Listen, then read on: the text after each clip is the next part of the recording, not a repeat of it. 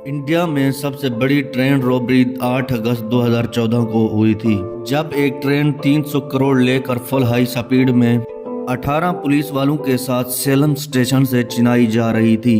हर station पे उन पैसों को अच्छी तरह चेक किया जाता था और हर तरह उन पैसों को फॉलो किया जा रहा था। पर जब ट्रेन अपनी मंजिल पर पहुंची तो उन पैसों में से 12 करोड़ रुपए गायब थे। पूरी इंडियन पुलिस और एजेंसी हैरान थी कि आखिर कैसे कोई चलती हुई ट्रेन से इतनी बड़ी रकम चुरा सकता है। कुछ लोग पुलिस वालों पे शक कर रहे थे और कुछ ट्रेन इंतजामिया पे, और हर तरह से सबसे पूछा गया और हर तरह से उन पैसों को ढूंढा गया, पर उनका कुछ पता नहीं चल सका। आखिरकार 2 साल बाद नासा के एल से उन चोरों को पकड़ा गया। अब सवाल ये पैदा होता है, आखिर किसने की थी ये चोरी? चलते हुए ट्रेन से पुलिस वालों की निगरानी से इतनी बड़ी रकम कैसे चुराई? ये कहानी शुरू होती है 8 अगस्त 2014 को। इंडियन रिजर्व बैंक ने मुसाफिर ट्रेन के 2 बोगियां बुक की थी।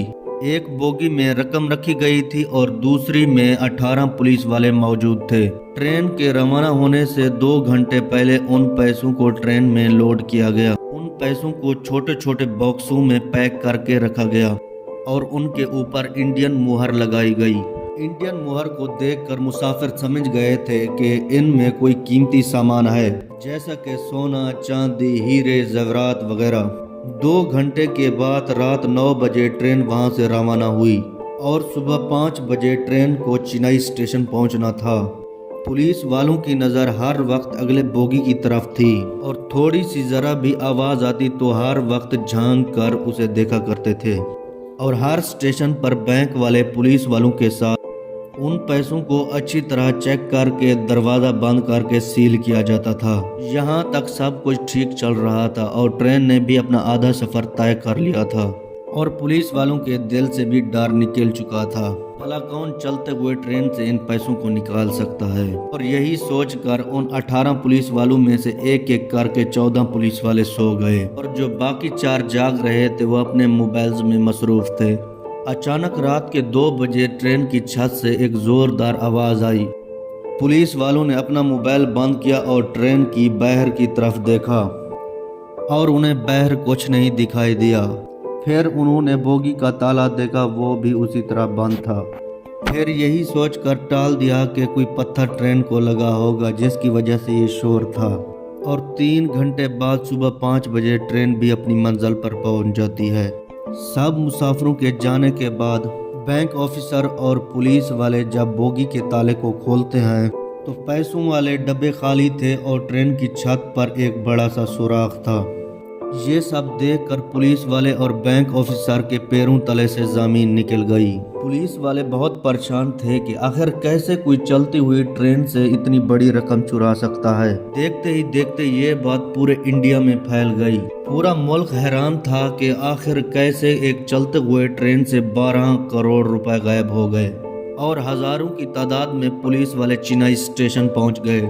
उन्होंने हर मुसाफिर को अच्छी तरह चेक किया, लेकिन कोई फ़ायदा नहीं मिल सका।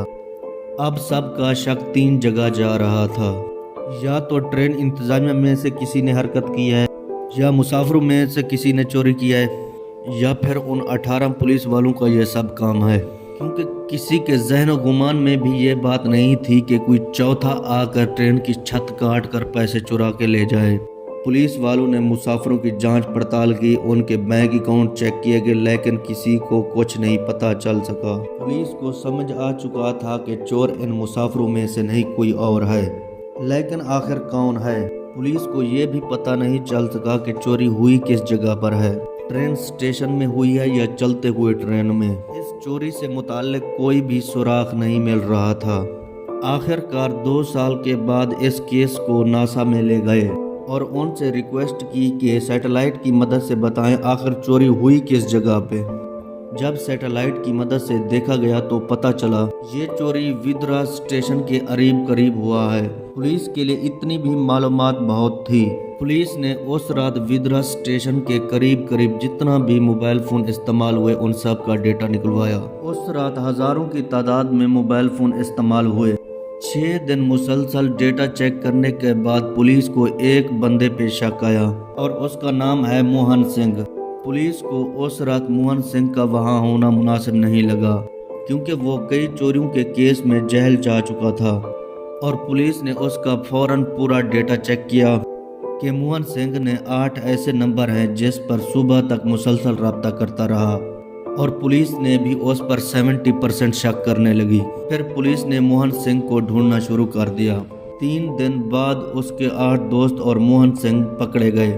پولیس والوں کی سختی کے بعد انہوں نے بتایا کہ چوری ہم نے کس طرح کی ہے۔ انہوں نے بتایا کہ ہم پہلے ٹرین کی چھت پر چڑھے اور گیس سلنڈر کی مدد سے آہستہ آہستہ سوراخ کیا۔ جب سوراخ ہو گیا تو ہم نے ایک لڑکے کو ٹرین کے اندر بھیجا اور آہستہ آہستہ پیسے چراتے ہوئے 12 کروڑ روپے چرا لیے، اور ایک ایک کر کے ٹرین سے چھلانگ لگائی اور وہاں سے بھاگ گئے۔